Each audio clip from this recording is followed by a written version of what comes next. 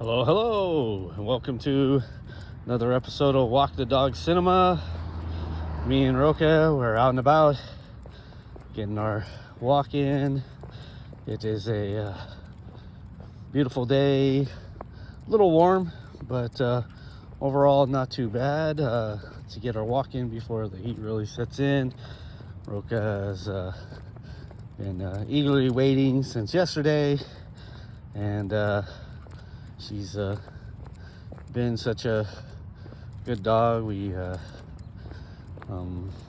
getting used to the new way of life, new starts to our days go, and she's adjusted really well. So she enjoys her different walks and places that we go. So here we are. But today, kind of still in the action mode, but kind of wanted to watch a 1970s 1970s movie. Haven't watched anything from the 70s in a while. Wanted to watch something I haven't seen, action, and wanted to kind of see what I could find. And I still kind of in the B picture realm of things. So today gonna talk about Sonny Chibas, the Street Fighter, and yes, the video game was named after the movie. Tarantino, this is one of his favorites. He's a big Sonny Chiba guy. Sonny Chiba was in Kill Bill. There is a sequence in here that Lethal Weapon even looks like they kind of took the ending fight of Murtaugh and forget what, but Busey's fight at the end with the hydrant and the water and the karate battle literally almost comes straight from this movie, at least to me. I can't verify that, but you see the scene and it's almost shot for shot, it feels like. But it is interesting to see. But today, gonna talk about 1974's The Street Fighter, and to say it's graphically violent is an understatement, but it's kind of more like Evil Dead 2 with the bright red blood and just over the top exaggeration of kills. Mortal Kombat even stole one of their kills, the X-ray kill, from this movie. So this movie has a lot to pop culture, and let's get going. So the Street Fighter, this is one of those that's hard to quantify. Like if you were giving a actual number or stars, or because right out of the gate, I'm gonna say you got to see it if you're into karate films, over the top violence, just kind of absurd ridiculousness in the best B movie ways. This you got to check it out. It's just it's so over the top. It's just so absurd, and it's played so straight that it is a enjoy to watch.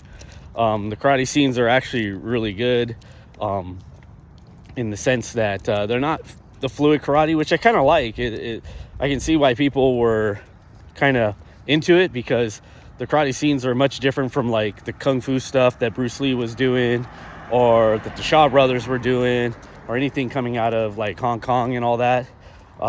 This is a Japanese movie, so it is karate, and the hero of the movie is not a hero. He's more an anti-hero, though. I mean, he ends up doing good in the one sense at the end of the film, but he is not a hero. He's a mercenary assassin kind of dude, and not a good guy overall in any way, shape, or form. But it is interesting because this is very much 1970s cinema in a nutshell. It's kind of cynical. It's a little bit nihilistic. Has has the wild ending, has that kind of free form, people called it grindhouse look, where the colors are kind of wash and faded, but this is, if we were to put it in video game terms, a AAA title coming out of Japan. Toei wanted to jump on the bandwagon. Bruce Lee had just kind of passed away from doing Enter the Dragon. So, Warner Brothers had him, but they were going to go on with that. There was a lot of karate kung fu craze going on at the time. And so they enlisted Sonny Chibas, who had a TV show that was quite popular in Japan. So he gets enlisted to be Terry Taganua, and the wildness starts. And like I said, it's played straight. I mean, there's a little bit of a wink at the audience, but not too much. They really go at it for being just out there full on. The kills are very horror movie of the time. I mean, they're reminiscent of Lucio Fulci, and you got the squirting blood, eye poke outs, and there's just some wild stuff. And so I really say this movie's hard to quantify. It is fun. It is entertaining. The action scenes are good. They're competently directed. I wouldn't say that they are just straight up like this is a well-directed film. There's some edits that, and I saw the unrated version, so watch out. You need to find the 91-minute version. It is on Tubi if you want to check it out. Shout Factory has a collection on Blu-ray, and there's two that follow this one, and then there's also a Lady Street Fighter series that they capitalized on in Japan. The dubbing, as usual, is interesting to say the least. I wouldn't inherently say it's too bad. I would have preferred to have watched it in Japanese and just read subtitles, but you put up with what you can find on one level. But overall, like I said, it's really hard to quantify, because in a lot of sense, the movie's not well made in any way, shape, or form. Like I said, there's some jump cuts that and how Terry gets to the sequence, and he's kind of inept at times, and it's pretty straightforward.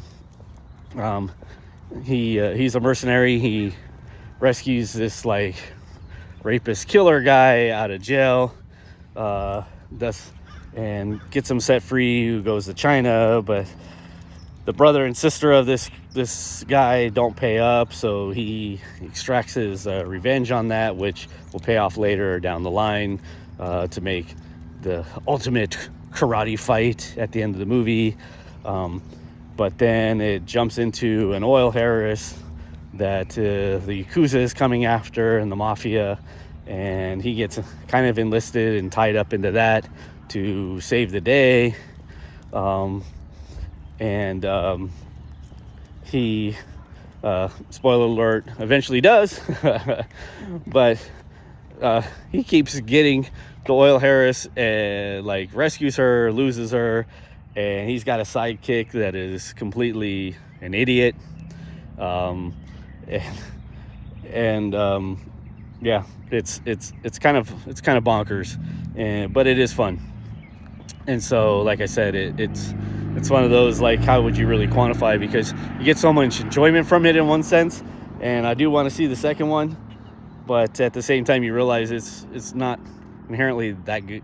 I mean, that well made of a movie, except for the fight sequences where they paid some. And like I said, the karate's brutal, and it's not very elegant or fluid, but it works, and it's not messy. The moves feel like they have a lot of weight to them.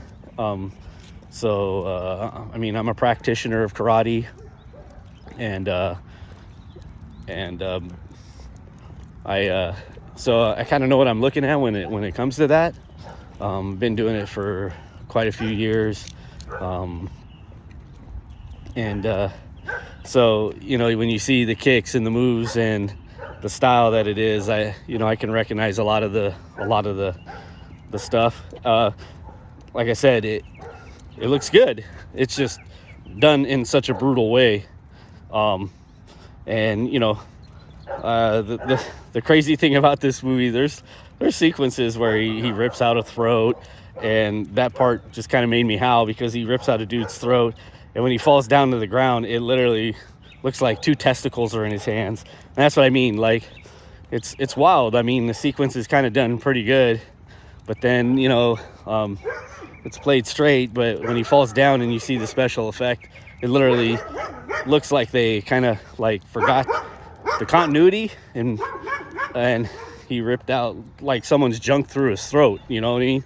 So, like, that's where I'm getting at. And I'm not saying that that's what they were going for. I'm just saying that the special effect looked like that. But he does tear a guy's junk off with his bare hands. That sequence has to be seen to believe. But we get the X-ray kill from like Mortal Kombat, where he literally punches a dude on top of the head, and you get an X-ray of his fist crushed into the dude's skull, and then it cuts back to color, and blood squirting everywhere. He pokes eyeballs out. Like, this dude's fists are just amazing, the damage they can do in his legs, and he's brutal. And he fights. He's a psychopath in that sense. And I have to give it, like, Sonny Chibas' faces are in the fights, and just kind of how he goes about it. He looks like he's going to really be completely inept. It's so bizarre. He's not graceful in any way, shape, or form. Like I said, when he's like doing his measuring ups with guys coming at him in their karate fight stances, and just how he's kind of moving his arms around, and just kind of the absurdities of it. And I mean, it's played straight, but to see Sonny Chibas' face like contort, and he's like the Joe Crocker of karate. I mean, it literally is like that. I mean, and if you know what that is Saturday Night Live.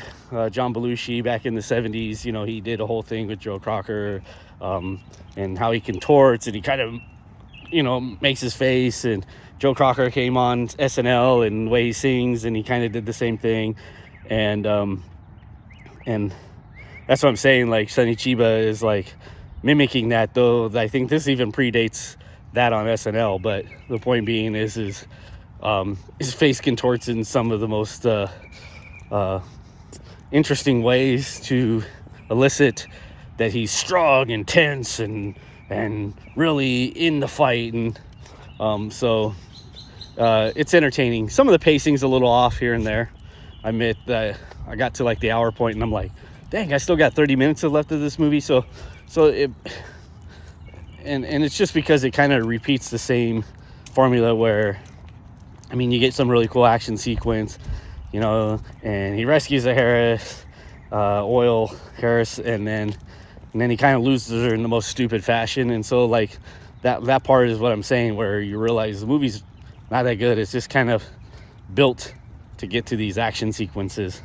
But when they do deliver, the last one's on an oil tanker, where he's like storming the castle, and he's just taking dudes down. And of course, it's always, one-on-one. No one ever gang tackles them, and they don't do any cool things like that. I mean, there might be 4 or 5 guys, but they jump them one-on-one for the most part. I think there's a few where he takes out both at the same time, but it's done in that fashion. So he one-man armies it, and it is pretty fun and well done in that regard. And then one of the kind of Yakuza bad guys has a lot of honor, so he kind of steps in and kind of deals with Terry in a different manner, so because he respects Terry's fighting skills. So there's kind of an interesting little loop in there, and it's kind of comes out of nowhere in that sense, because this Yakuza guy is like into trafficking women. I mean, he's a bad dude, but he has this kind of honor, and it's kind of weird. But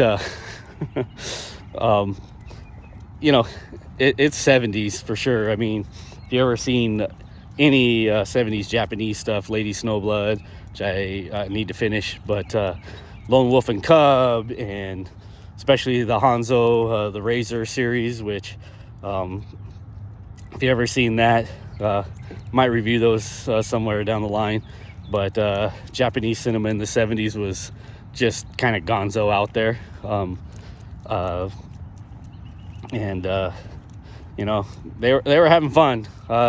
They also may have been snorting and taking some smoking some strong doobie or something, because their movies kind of blew our movies away when it came to that crazy nihilistic 70s thing. But they loved their bright red blood and just crazy dismemberments and just bonkers action. But that's your thing, you're not going to go wrong on this film. So check it out. Sonny Chibas, The Street Fighter. It is entertaining. Tell me what you think of it in the comments below, and if you like what you see, please subscribe. Have a good one, everyone.